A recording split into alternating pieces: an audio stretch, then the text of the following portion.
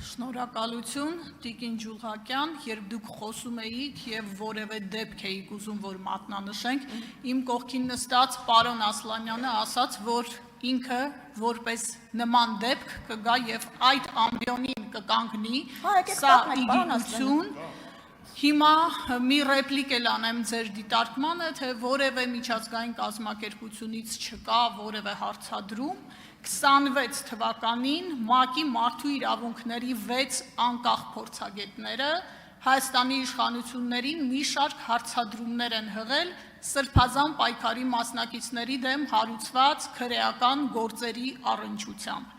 Սա փաստ է, որը չեք կարող հերքել, հիմա իմ հարցը։ Եվրոպայի խորհրդի խորհրդարանական վեհաժողովի 1900-րդ բանաձևը հստակ ասում է, որ եթե ազատազրկումը քաղաքական շարժառիթներով է, եթե այն անհամաչափ է, եթե խտրական է կամ իրականացվում է ակնհայտ անարդար դատավարության արդյունքում, անձը համարվում է քաղբանտարկյալ, վստահ եմ այս բանաձևին ծանոթ եք։ Հիմա ուղիղ հարցս, ձեր իշխանությունը պատրաստ է արդյոք այս 5 չափանիշները կիրառել Հայաստանում կալանքի տակ գտնվող քաղաքական գործիչների եւ ընդդիմախոսների նկատմամբ։ Եթե պատրաստ չեք, խնդրում եմ նշել, թե այս չափանիշներից որոնք եք դուք մերժում, որոնց հետ համաձայն չեք եւ ինչու։ Շնորհակալ եմ, չափանիշներից եւ որևէ մեկը չենք մերժում եւ չենք պատրաստվում մերժել։ Քանի որ խոսք գնաց բանաձևի մասին եւ տիկին Մաթևոսյանի հարցին կարծես ի պատասխան չհասցրեցի ձեզ պատմել նախապատվությունը այս բանաձևի ընդունման։ Այս բանաձևի ընդունման նախապատմությունը սկսվել է 2001 թվականին դեռևս, երբ Հայաստանը եւ Ադրբեջանը պատրաստվում էին անդամակցել Եվրոպայի խորհրդին։ Եվ արձանագրվել էր Եվրոպայի խորհրդի կողմից, որ Հայաստանում եւ Ադրբեջանում քաղբանտարկյալների այնպիսի մեծ թիվ կա, որ դա խանգարում է Եվրոպայի խորհրդին անդամակցությանը։ Եվ անդամակցությունը պայմանական ձևով կատարվեց պայմանով, որ երկու երկրները պետք է գնան եւ տնային աշխատանք կատարեն եւ քաղբանտարկյալների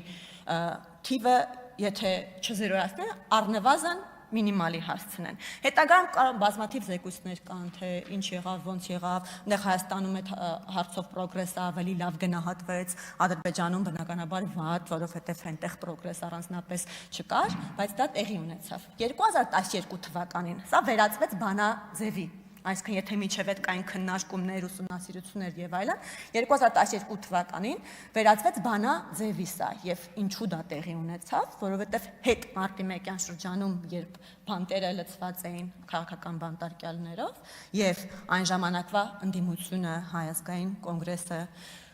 Պարբերաբար գնում էր Եվրոպայի խորհրդի մարդու իրավունքների գլխավոր հանձնակատարը պարբերաբար գալիս էր Հայաստան, բարձրաձայնում էր քաղբանտարկյալների առկայության մասին եւ այլն, որոշվեց այդուհանդերձ ինչ-որ մի ֆորմուլա մտածել, որ դեպքում կարող է մարդը համարվել քաղբանտարկյալ, իսկ որ դեպքում չի կարող, որովհետեւ պարզ է, որ ամեն անգամ, երբ անձը դատապարտվում է, ընդ որում պարոն Վարդանյանը այն օրը եթե ճիշտ եմ հիշում, նշեց, որ պարտադիր չի, որ մարդը լինի քաղաքական գործիչ, որ այս չափանիշների հետ կապված, ասենք, ուսումնասիրություն իրականացվի, հասկացվի ինքը կարող է իր քաղաքական որևէ դրսևորման համար ենթարկվել հետապնդման։ Եվ այդպիսի դեպքեր ունեցել են, օրինակ, եթե մենք նայում ենք Գրիշա Վիրաբյանի գործը, մարդու իրավունքների եվրոպական դատարանում, որը իր բովանդակությամբ Հայաստանի Հանրապետության համար խայտառակություն Գրիշա Վիրաբյանն ինքը քաղաքական գործիչ չի եղել, բայց ինքը մասնակցել է հանրահավաքի եւ դրա պատճառով այնպիսի խոշտանգումների եւ հետապնդումների ենթարկվել, որ արձանագրվել, որ այդ մարդը քաղբանտարկյալ է։ Հիմա արդյոք մենք պատրաստ ենք այս բանաձևի միջով անցկացնել այն անձանց, որոնք որ քաղաքական գործունեությամբ են զբաղվում, այդ նախ պետք է հասկանանք պատճառահետևանքային կապը։ Մարդկանց նկատմամբ քրեական հետապնդումը սկսվել է քաղաքական գործունեությամբ զբաղվելու բերումով, թե հակառակը մարդիկ որոշել են մտնել քաղաքականություն եւ զբաղվել քաղաքական գործունեությամբ եւ այդ քաղաքական գործի բան քաշել իրենց վրա շղարշ, որպեսզի հետո կարողանան ասել, որ գիտեք, այս քրեական գործը, որ սկսել էր նախանշվել մեր նկատմամբ, մենք սա քաղաքական հետապնդում է։ Ես արձագանք Ջուլհակյան, ես ձեզ ուղիղ հարց հնչեցրեցի, ես ձեզ չխնդրեցի պատմել Չհասցրեցի, հիմա ԵԽԽՎ 1900-րդ բանաձևի ընդունման պատմությունը, դա ինքներս էլ գիտենք, այնպես որ հարցին պատասխանեք ուղիղ։ Ձեր իշխանությունը պատրաստ է նշված չափանիշները կիրառել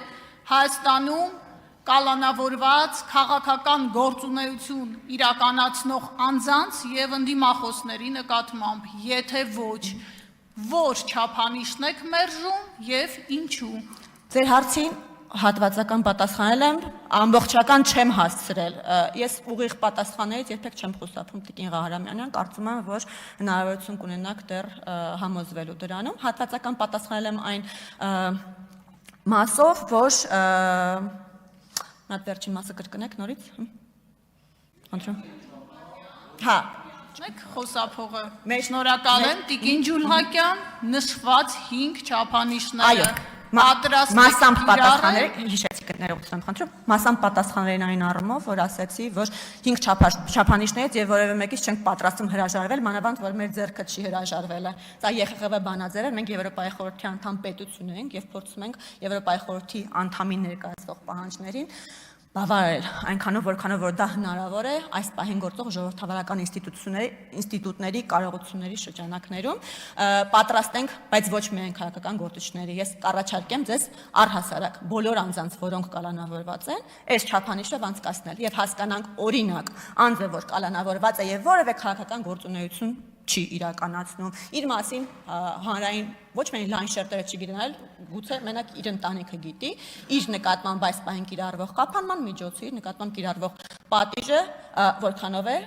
համաչափ մեր պատկերացումների շրջանակներում եւ որքանով է դա համադրելի օրինակ ձեր կողմից ասած պայմանական քաղաքական գործունեություն իրականացնող մարդու խափանման միջոցի եւ այլնի հետ։ Օրինակ մենք կարող է այս ուսումնասիրության արդյունքում բացահայտենք, որ մի քաղաքացի, որը որևէ մեկին հայտնի չի իր քաղաքական գործունեության բերումով, ավելի խիստ պատիժ է կրում կամ ավելի ծանր խափանման, ավելի խիստ խափանման միջոցի տակ է հիմա, քան նույն քաղաքական գործունեություն իրականացնող անձը։ Ես ձեզ վստահեցնում եմ, որ կարող ենք։ Դավիթ